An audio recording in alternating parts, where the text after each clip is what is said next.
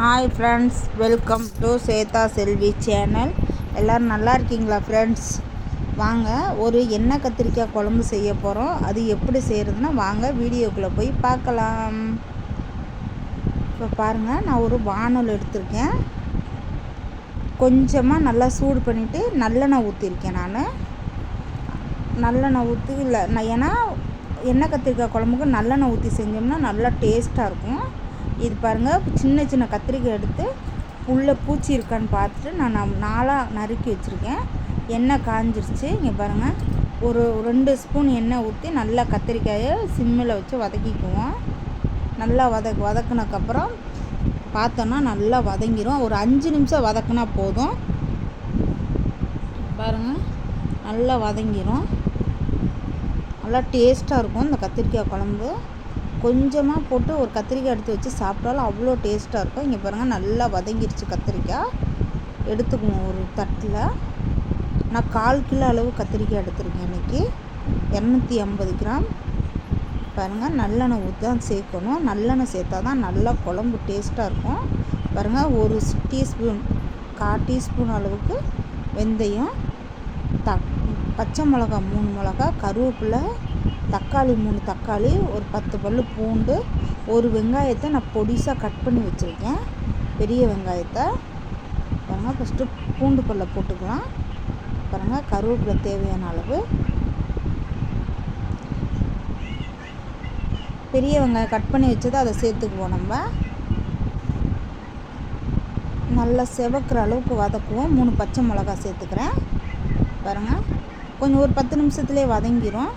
2 நிமிஷத்தில் நல்லா வதங்கினோன்னே தக்காளியும் போட்டு நல்லா வதக்குவோம். நல்லாயிருக்கும். பாருங்கள், செவக்க வந்துருச்சு. இப்போ 3 தக்காளி கட் பண்ணி வச்சுருந்தேன், அதை சேர்த்துக்கிறேன். நல்லா வெங்காயம் தக்காளியெல்லாம் எண்ணெயில் வதக்கி சேர்த்தோன்னா நல்லா டேஸ்ட்டாக இருக்கும் இந்த குழம்பு. பாருங்கள், உப்பு சேர்த்துக்கிறேன். நான் கல் உப்பு சேர்த்துக்கிறேன். உங்களுக்கு எந்த உப்பு தேவையோ அதை நீங்கள் சேர்த்துக்கலாம். நான் கல் உப்பு சேர்த்துக்கிறேன். நல்லா பாருங்கள், தக்காளி வதங்கிருச்சு. பாருங்கள், நல்லா வதங்கி தக்காளி இது பண்ணிருச்சு. வெங்காயம் எல்லாம் நல்லா வதங்கிருச்சு. பாருங்கள், 1 ஸ்பூன் மிளகாத்தூள் நான் சேர்க்குறேன். மல்லித்தூள் 1.5 ஸ்பூன் சேர்க்குறேன். நான்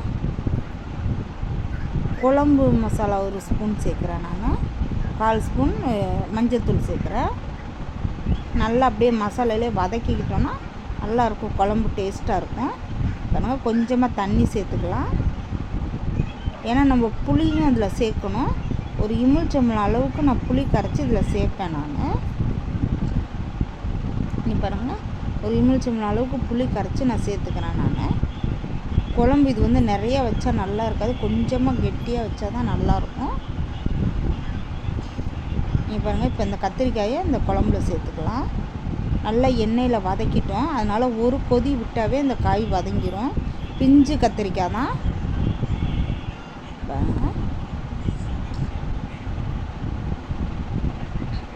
நீங்களும் செஞ்சு பாருங்கள், இந்த குழம்பு சூப்பராக இருக்கும். ஒரு கத்திரிக்காய் எடுத்து வச்சு கொஞ்சமாக சாப்பிட்டிங்கன்னா சூப்பராக இருக்கும். இது மாதிரி வேறு ஏதாவது ரெசிபி வேணுன்னா சொல்லுங்கள், கமெண்ட் பண்ணுங்கள், நான் செஞ்சு போடுறேன். எல்லோரும் எனக்கு சப்போர்ட் பண்ணுங்கள், லைக் பண்ணுங்கள், ஷேர் பண்ணுங்கள். குழம்பு பாருங்கள், ரெடி ஆயிடுச்சு. அவ்வளோதாங்க.